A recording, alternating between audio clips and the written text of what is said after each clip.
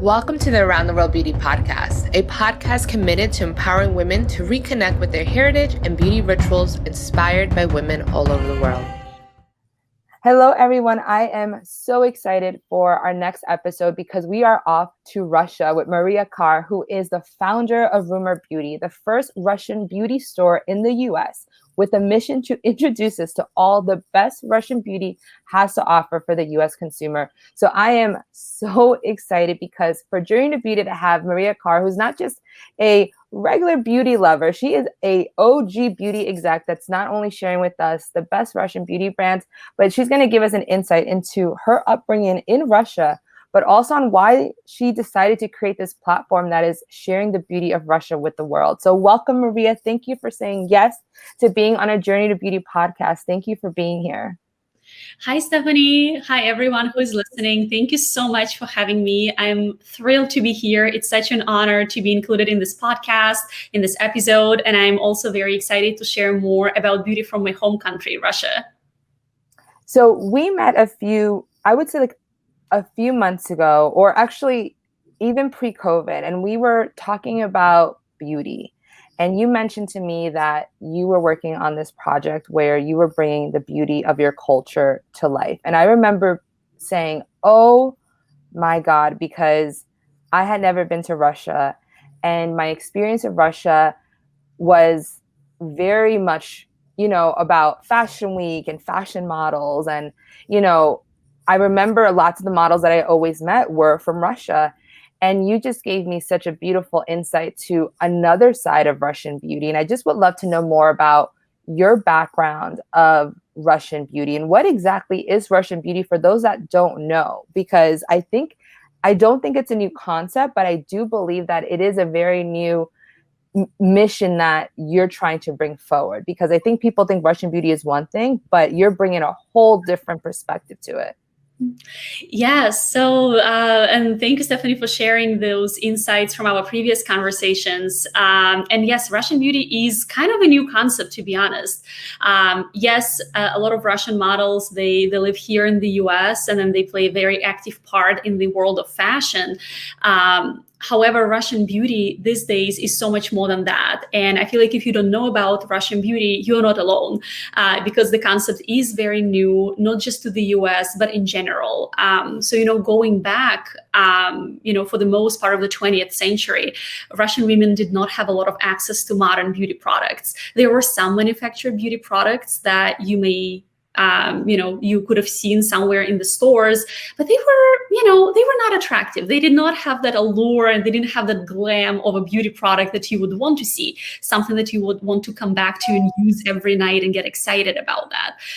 And it was only about 15 or 20 years ago when, as a country, the whole beauty industry stepped it up and all of the modern beauty brands started to appear. And what those modern brands are, they are that intersection, that blend between the modern technologies and modern approach to beauty, and then also the traditional piece, the ingredients that our grandmothers used to use in their homemade remedies, ingredients that people grew in their gardens and then used on their skin as like face masks or hair products or whatever else it may be. So the concept is literally about 15 to 20 years old. And now these days, more and more brands are entering the market in Russia. They're still making their first steps. And that's why the Russian beauty as an industry hasn't been well known around the world, just because of the newness of that concept. And let's get some facts straight about Russia. Russia is huge. It is a huge country that is so vast. I remember being in history class and geography class in college and first learning about Russia and learning how huge climate-wise Russia was and how you could literally experience Russia in different landscapes through just a train ride. And I remember being fascinated with Russia in that perspective. So I can only imagine the brands and so much different traditions and rituals that are coming out of different parts of Russia that we don't even know about being in America. So my question to you is, we all have a beauty story. We all have a story about growing up, whether here in America or growing up in our homelands. But where did you grow up, and where really, where was your beauty story kind of captured and your experience of what beauty is?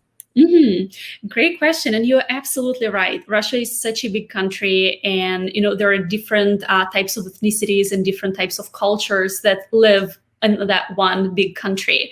For example, there are modern cities like Moscow and St. Petersburg that are, very cosmopolitan and very urban, like other European capitals. But then we also have areas in the south of Russia, and those areas have the most fertile soils. It's like a resort area. We have palm trees growing there. We have the sea access, and then we have Siberia. I'm actually from Siberia. And we have a very different climate compared to the south of the country, just because we have longer winters, we have lots of snow, our temperatures are usually colder. We still have 4 seasons though, and that allowed us to have access to all types of different botanicals and fruits and veggies and herbs. And going back to my beauty story, my personal beauty story from the childhood, as I mentioned before, Russian people did not have a lot of access to manufactured beauty products. There were some imports, there were some products that were made in Russia, but as I said before, the access was limited. They were not really the go-tos. But what people used were the homemade remedies.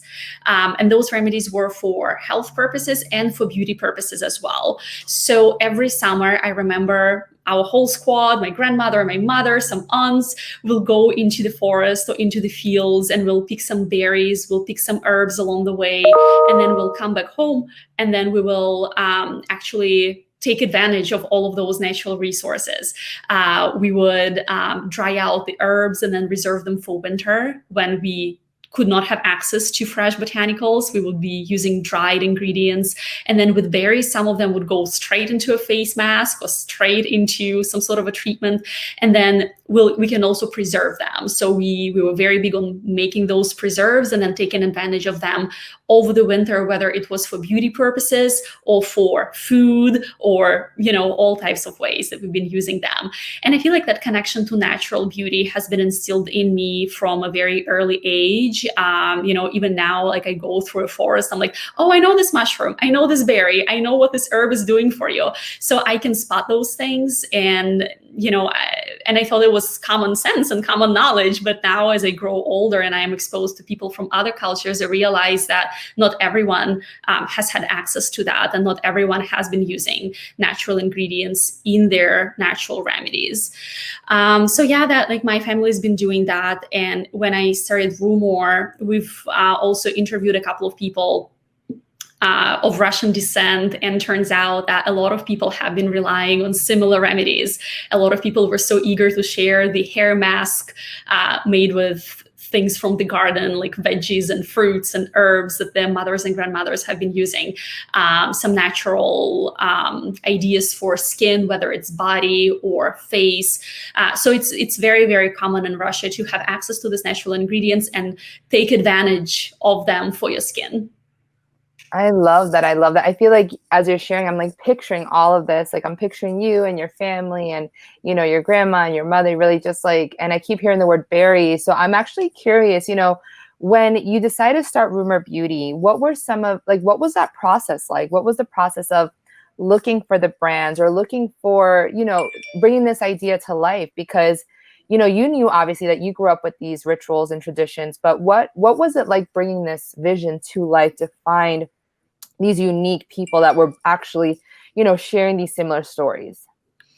Yeah. So, to take a step back, I've been in the US for about 15 years, and most of the time I've been working in the beauty industry. And I've seen beauty products from all over the world, like literally products from Australia and Asia and European countries and like everything else in between.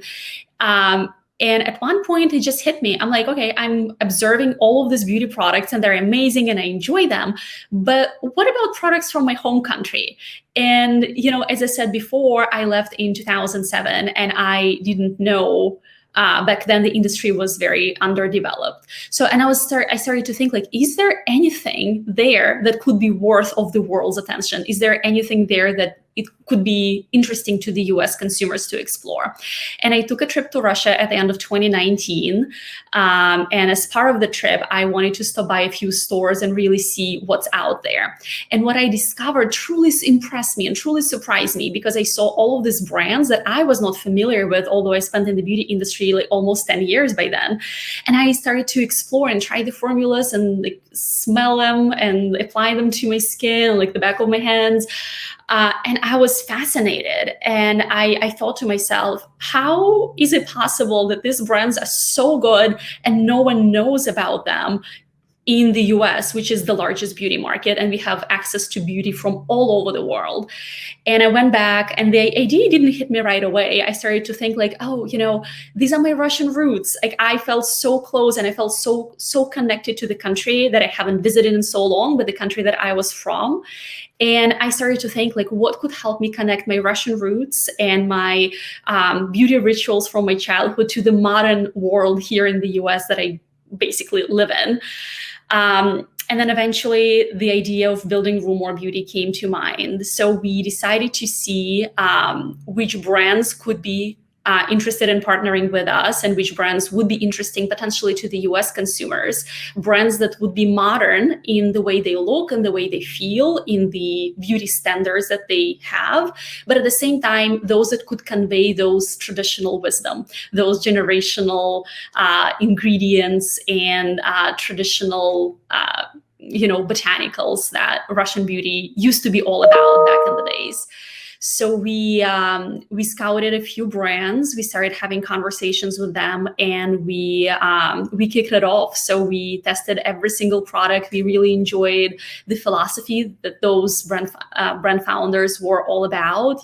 How they founded their brands, how they approached beauty. So those philosophies aligned with what we've been trying to convey. And here we are, a few months later, with an assortment that we have right now. And this is just the beginning. We're just scratching the surface with the brands and products that we have. And I love that because, you just launched. When did you guys just launch the brand? So we soft launched literally to friends and family in February to test things out. And then now we are trying to be a bit more vocal about Russian beauty, promoting it on a larger scale and really starting having those conversations about what Russian beauty is about and our brands. I love that. And so obviously Russian beauty is going to be hitting the mainstream very soon. So I'm excited for you. Has there been a beauty secret or a beauty technique or beauty ingredient that has really surprised you in bringing your products and your, Rumore Beauty to life that maybe you didn't even know about, that was like, oh, this is, I know, as someone who founded Around the World Beauty and I did my research, I would never have thought that I would have learned so much starting my business about beauty. I thought I was going to find beauty products. I thought I was going to find, just things that I just thought I was going to learn just beauty products. But what I ended up learning was so much more: spirituality, conversations about, like you were saying, origin stories about women who are, have farms in different parts around the world. And I've just been on a whirlwind of adventure with so many like cultures and stories, meeting with women like you who are bringing these, brands to life. And I'm just curious if there's like one beauty secret that has really surprised you, or one beauty ingredient that maybe you didn't know before starting, that now you're like obsessed with. Yeah. So, lots of things, to be honest. I feel like the first and foremost is the fact that I discovered all of these brands. It was like literally finding a treasure chest and then like digging it up and now unveiling it and presenting it to the US consumers and technically to the world. But one of the things that I was not very close to and I haven't tried as much were hydrolates. And hydrolates, they're very closely related to floral waters. And I know that a lot of people are using floral mists or floral sprays these days on their face and their body. But hydrolates, they're a bit of a special breed just because they're so pure in what they are and like the cleanliness of the formulation, the idea behind it. So basically it's a pure extraction from herbs, from very potent authentic herbs that have been distilled, and those little distillation droplets, they make that hydrolate. So if you look at the ingredient list, it's literally just a couple of ingredients. It's water, it's the distilled essence from the plant, and that's it. And then you can use it on your face, you can use it on your body, you can use it on your hair, and you're going to see benefits. And they smell like nature. I feel like, there are many brands out there that say that they're natural, and I'm sure they are, but the scent has a bit of a fragrance to that, and it's just, it's not really putting you into a forest, right? Like mentally. But with the products that I discovered back home in Russia, the hydrolates, they basically they smell like the herb itself, which was truly fascinating. And many brands actually do that. It's part of the lineup of many brands. And of course, there are many other traditional ingredients that I was very excited to see. Some of the ingredients that we used to pick up in the forest, some of the ingredients that used to grow in my grandma's garden. Now those ingredients are all making their way into modern skincare products, which is very exciting and kind of taking me personally back into my childhood. But I also know that these ingredients are very beneficial for the skin. I love that. And you've mentioned your grandmother a few times during this conversation. I always like to ask, has there been someone in your life that has been a beauty inspiration for you, or has maybe, when creating this new company and this new vision and mission, that has always been kind of in the back of your head, like, I want to make sure that I honor them? Because I think as we bring these ancestral traditions forward, honor is so important, especially when it has to do with your culture and your origin.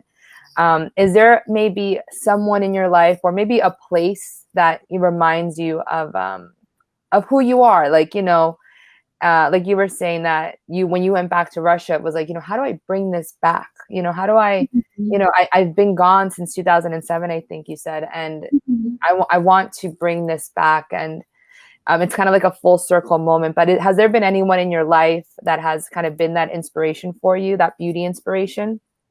That's a tough question. I feel like my family, they've been very basic when it came to beauty. So, of course, we use those natural remedies, but there was not like a certain routine that people followed, or, like certain rituals outside of those remedies that we've made to enhance, our skincare or hair care or whatever it may be. I feel like, it's probably my birthplace, because I come from a town in Siberia, and we've been very much exposed to nature since, my early days. Like, going to a forest was something very accessible and something that I've been used to. Also, I'm coming from an area that is very close to the Altai Mountains, and that area is becoming a place of interest for tourists, not just from Russia, but from all over the world, because of its pure nature. So, yes, nature, we can go, 30 minutes outside of New York and we can find nature, but that nature has been already modernized and touched by people and the modern world. The area that I'm from, well, I'm from a pretty urban place, but the surrounding areas, they still remain pretty untouched. And that's truly fascinating, because you can see nature in its raw, wild way. And that's, that also contributes to the cleanliness of the ingredients, to the purity, to the authenticity. So, it's not like something that you've picked up from a developed place, but it's something that's coming from the nature itself. I love that. I feel like that's an upcoming beauty tour, upcoming around the world beauty tour, many years. Well, not many years, but when everything kind of crosses over. Right. So tell me, so with Rumore Beauty, obviously it has had its soft launch in February. What is something that, you're hoping that, by the end of the year or by next year, that can kind of flourish with this launch now? Because obviously, we're all learning. You guys were just featured in a few different publications or online. Tell me a little bit more about that and how exciting that is for you, because like you're saying, like, Russian beauty is here to stay. You are bringing awareness to it. I would love to know more about like these mentions, because obviously, like, it's getting buzz, and that means that that's amazing. Yes, thank you for bringing this up. This is really, like, again, when I embarked on this journey, I also had a lot of exploration to do. And, I am from Russia, and I still had a lot to learn and a lot of things to dig up and then present to, through Rumore to the consumers here. So, I'm very certain that a lot of people don't even know that Russian beauty exists as a concept. And a lot of people have never tried Russian beauty products. They're not familiar with the ingredients that are very traditional for us. So my goal as a founder is to really spread the word and bring more awareness. And I was, almost crying, the tears of happiness when I saw the publications going live, just because it means so much to see that it's not just me who cares, that other people care too. And I hope that there will be many more Russian beauty converts and Russian beauty explorers who would be interested in giving it a shot, and then also enjoy the formulas that will be working for their skin, working for their lifestyle, and being their companions in their skincare journey. I love that because, I feel like there's a lot of wisdom to be learned when it comes to all these different cultures that are bringing beauty to life. Like I said, I even know that on my journey of exploring beauty of my own culture, there were so many ingredients and so many stories, and I'm still exploring. I think that for so long we were trying to, pigeonhole, I think, and it's something else that I kind of wanted to talk to you. I think for so long, we kind of talk about Russian beauty for it looking one way, and then a brand, a company like yours comes along and it's like, no, Russian beauty is so much more than what we've been taught, and we want to dismantle what we think it is, and here's a whole different perspective on what it can be. And this is so much more deeper than what we've been told. When you come to Russia, come to this part of Russia and learn about the forest, learn about the natural products, learn about, the floral waters. And so I think that's what I love about where beauty is going, where it's really telling a story of the people. And I'm fascinated. I'm obviously very fascinated about that concept because I want to know about, not just a product, because a product is a product, but I want to know about the story of how it connects to the people. And so so I guess for my last question for you is, you mentioned that when so the inspiration for you has been when you go back home where you kind of grew up. But if you were to look at your products online and look at your new baby that's coming to life, what would you say are your top 3 products that you're these are a must try? These Russian products are a game changer, because you have we won't talk about your past in beauty, but you your beauty game, beauty good, you are a beauty exec, your beauty stuff. So I really would love to hear firsthand, what are your favorite products that are on the site, and really why, and what makes them different? Because I'm curious on there's so many products out there in the world, and I'm I want to try Russian beauty, but I really want to know what makes them different. You know what I mean? Because I want to try it. And I think Russian women are absolutely beautiful. So if you tell me, I'm there, I want them. Oh, it's so hard to narrow it down to just 3 because as you know, I literally handpicked the entire assortment. So 3 is a challenge, but I'll try. So the product that I really love is our honey and raspberry face scrub from the brand called Miko. That brand in general, they were at the front of sustainability in Russia. They were founded in 2009 by a young female entrepreneur. Props to her for turning a small startup into a big company they are now. So the scrub is phenomenal. It's 100% natural. And it's very gentle because for the scrubbing pieces itself, they use jojoba wax granulars. So it's very mild, but it provides very deep exfoliation. And it hydrates the skin really well. It has beautiful natural scent, no synthetic or no extra fragrances added. So whatever the ingredients, this is what it smells like. And it's beautiful pink, bright color, which just makes the ritual even much more exciting. So another product that I love, it's really hard. So a face mask from Laboratorium, that's another brand of ours, based in St. Petersburg, also founded by a female entrepreneur. Actually, I found the very interesting trait from all of our brands.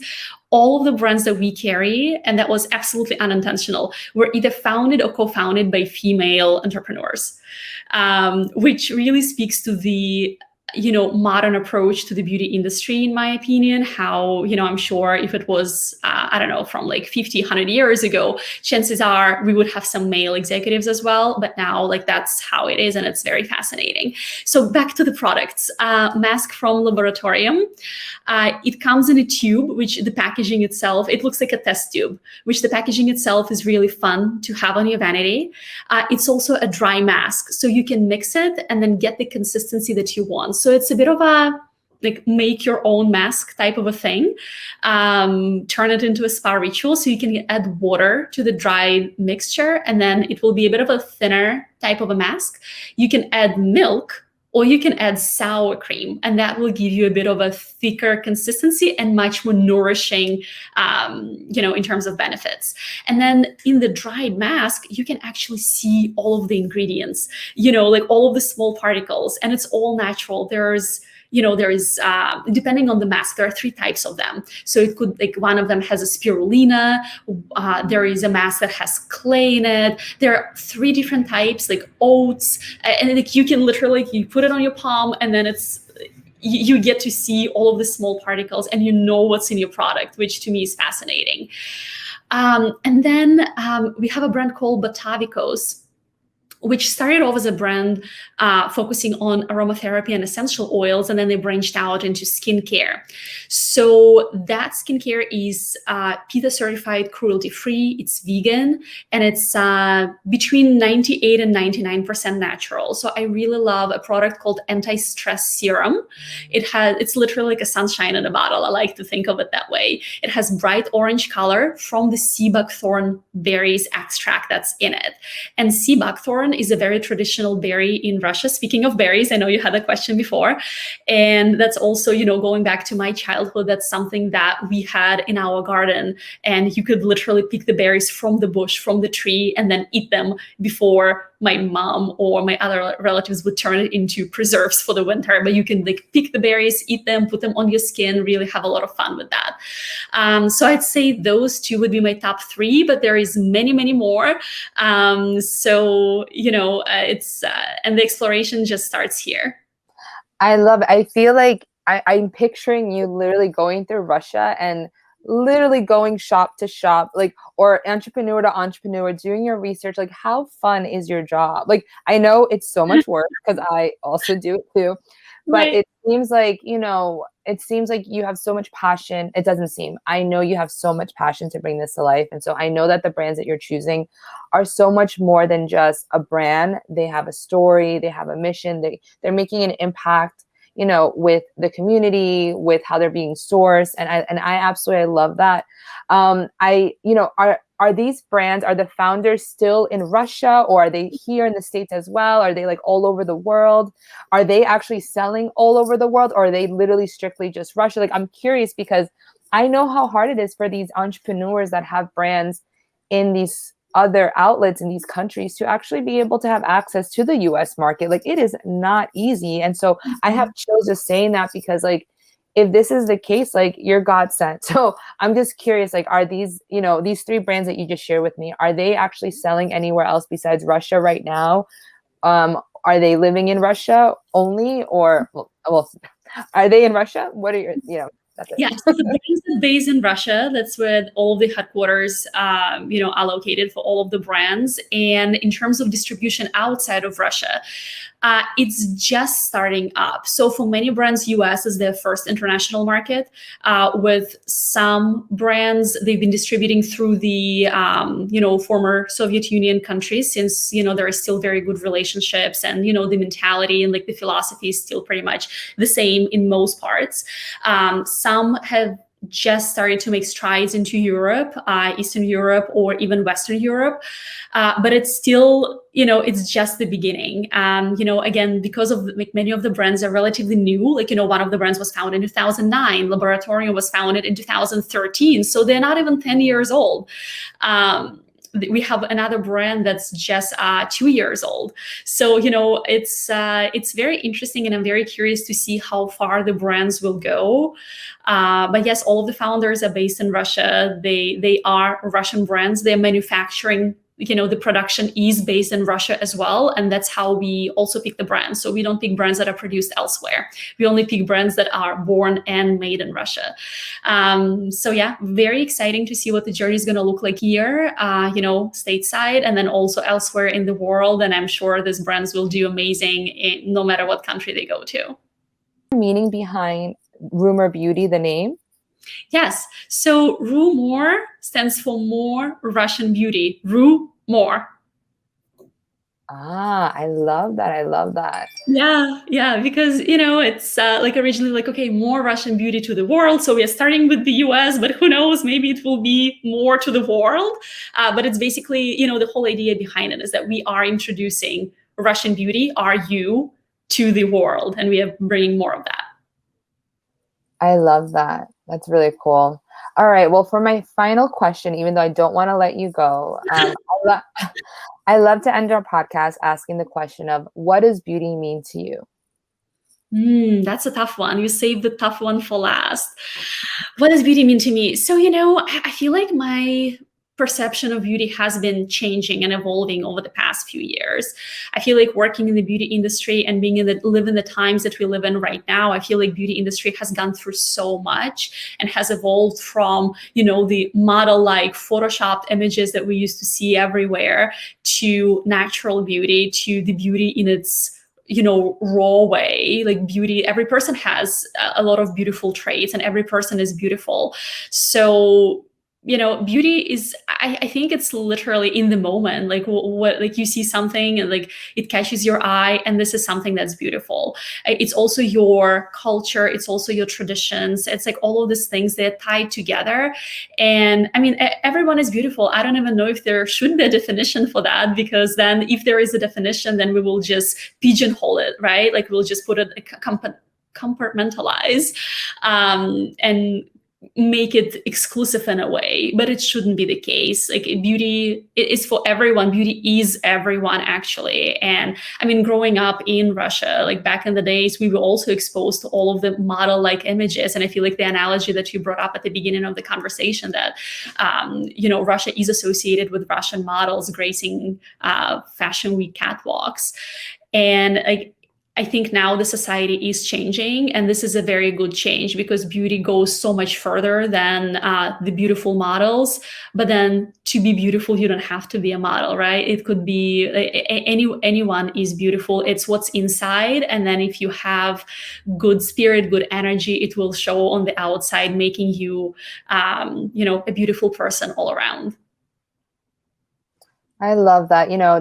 That just inspires me to think about one day, I don't have children, but one day when I do go to Russia with my daughter, and, I'm able to go to the store with her and buy a product that you have on your site, and, and share with her like an element of what the culture is through that product, and I think that's what I love so much about what you're doing with your company and your mission. It's like, at the end of the day, beauty is, like you said, all around us. It's everything. It's not supposed to be defined, but it's sharing in that origin of who we are individually, so we can all experience this together. And I love what you're doing with your brand. I think it's phenomenal. And I'm so excited to continue to see it continue to grow, because Russian beauty is so much more than what we've been taught. It's, it's culturally in part of the world, and we need to learn more about it so we can dismantle what we've thought about it before and learn a whole new perspective on how it is natural and how it is something that is from, the forest. It is something that is honey, berries. It's, it's something that's like sourced from the inside out. Like, it's just super magical with everything you said. And I'm really excited to continue to see it in the magazines and people, really lean into it with Russian beauty. So thank you so much, Maria, for being part of the Journey of Beauty podcast. And I know you have an offer for us, for our listeners that are listening. So I want to allow you to share that with them, because I want to allow everyone to run over to your site and be able to really, be part of this network, be part of the support team to support bringing this Russian beauty to the forefront. So I want to allow you to kind of share with us what you're offering us. So thank you for that. Yeah, absolutely, Stephanie. Thank you so much for giving me this opportunity to offer something special to all of the listeners, whoever's been tuning in. So I would love to offer 20% with your first purchase on the entire assortment. So the code for that will be ATWB, Around the World Beauty 20, ATWB 20. Enter it at the checkout and you'll get 20% off your entire purchase. And also something that I would like to mention is that we offer free samples with every order. So in addition to whatever products you decide to pick, we'll throw in something special for you to also explore at your leisure and hopefully have a good time. I love that. And where can we actually learn more about the website? Is there a website? Is there an Instagram? Can you share with us, how do we follow you? How do we stalk you is the real question. Open to stalking anytime. So the website is rumorebeauty.com. And our Instagram is at Rumore Beauty. So everyone's welcome. We'll be very excited to see all of you. Please stop by and visit. And I hope that you will enjoy exploring Russian beauty brands and Russian beauty products as much as I have been enjoying doing that. Well, thank you so much, Maria. Thank you guys for listening to this podcast episode. I am so excited for us to explore rumorebeauty.com and learn more about Russian beauty. And thank you so much for being part of this and sharing all about your mission and all Russian beauty. So thank you guys for listening, and I look forward to our next episode. Thank you. Thank you, Maria. Thank you, Stephanie. Thank you guys for listening. Being part of this and sharing all about your mission and all Russian beauty. So thank you guys for listening, and I look forward to our next episode. Thank you. Thank you, Maria.